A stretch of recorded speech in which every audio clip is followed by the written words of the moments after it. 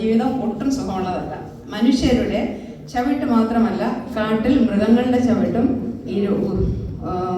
ഉരുട്ടും റോഡിലുള്ള വാഹനങ്ങളുടെ എല്ലാം കടന്നുകയറ്റവും അങ്ങനെ ജീവചക്രം വേദനയും പ്രയാസവും അത്രേ.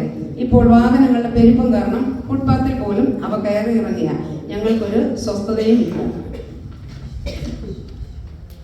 എന്നാൽ വല്ല മൗണ്ടൻസിലും എങ്ങാനും സ്വസ്ഥമായി കിടക്കാമെന്ന് വിചാരിച്ചാൽ കുറെ ന്യൂജൻസ് സിറ്റി ലൈഫ് മടുത്തിട്ട് ഹോളിഡേ ചെലവഴിക്കാൻ മൗണ്ടൻ ട്രിപ്പായി വന്ന് വലിയ ജീപ്പും ഹെവി ട്രക്കും ഒക്കെ ആയിട്ട് വന്ന് ഞങ്ങളെ മെതിച്ച് അരച്ച് അവർ കയറി പോകും. എന്നാൽ ഞങ്ങൾക്ക് പരിഭവപ്പെട്ടിട്ട് കാര്യവുമില്ല. എന്നാൽ ഒരിക്കൽ ഞങ്ങളെ കുറച്ചു പേരെ ഒരു കുശവൻ ചേട്ടായി ഒന്ന് വാരിക്കൊണ്ടുപോയി. അദ്ദേഹം ഞങ്ങളെ ഒന്ന് തരം തിരിച്ചു.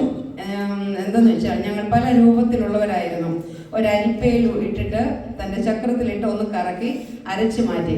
കുറച്ച് വേദന കൂടുതൽ അനുഭവിച്ച ദിനങ്ങളായിരുന്നു. എന്നാൽ അരച്ചിട്ട് ആ ചേട്ടായി തൻ്റെ കയ്യിലൂടെ തലോടി ആശ്വസിപ്പിച്ചു. ആ കഠിനമായ വേദന മാറി ഞങ്ങൾ കണ്ണു തുറന്നു നോക്കിയപ്പോൾ ഞങ്ങൾ ഇരിക്കുന്നത് ഒരു വലിയ ബംഗ്ലാവിലെ മനോഹരമായ ഷോക്കേസിലായിരുന്നു. ആ വീട് ദേശത്തിലെ ധനികനായ ഒരു പ്രമാണിയുടേതായിരുന്നു. ഞങ്ങളുടെ രൂപവും ഭാവവും ആകെ വ്യത്യസ്തമായിരുന്നു. എന്തു നല്ല ഭംഗി, കണ്ണുകൾക്ക് കുളിർമയായി. അപ്പോൾ ഞങ്ങളുടെ ആശങ്കകളൊക്കെ മാറി. ഞങ്ങളുടെ പൂർവ്വസ്ഥിതിയും പ്രസന്റ് അവസ്ഥയും ഒക്കെ ഒന്ന് അവലോകനം ചെയ്യാൻ ഒരു അവസരം ലഭിച്ചു. പറഞ്ഞറിയിക്കാൻ പറ്റാത്ത സന്തോഷമായി. ഒരു കാലത്ത് ആൾക്കാർ ചവിട്ടി തേച്ചുകൊണ്ട് പോയ ഒരു ഭംഗിയുമില്ലാത്ത ഇഴജന്തുക്കൾ യഥേഷ്ടം സഞ്ചരിച്ചു പോകുന്ന ബുൾഡോസർ തകർത്തെറിയുന്ന ഈ ഞങ്ങളെ ഇത്രയും ഭംഗിയുള്ള ഓരോ പാത്രങ്ങൾ മനോഹരമായ വെസൽസ് ആക്കാൻ സർവശക്തനായ ദൈവത്തിന് മനസ്സ് തോന്നി. അതിനായി ഒരു കുശവനെ കർത്താവ് ഒരുക്കിയല്ലോ. കൂടാതെ ഞങ്ങളുടെ പേര് പറഞ്ഞ് ചില അമ്മച്ചിമാര് സഭായോഗങ്ങളിൽ പ്രാർത്ഥിക്കാറുണ്ട്. അത് കേൾക്കുമ്പോൾ ഞങ്ങളുടെ ഉള്ളം തുടിക്കും. എന്താണെന്നോ, ആ കുശവന്റെ കയ്യിൽ കളിമണ്ണ് പോലെ ഞങ്ങളെ സമർപ്പിക്കുന്നതെന്നും സന്തോഷമായി.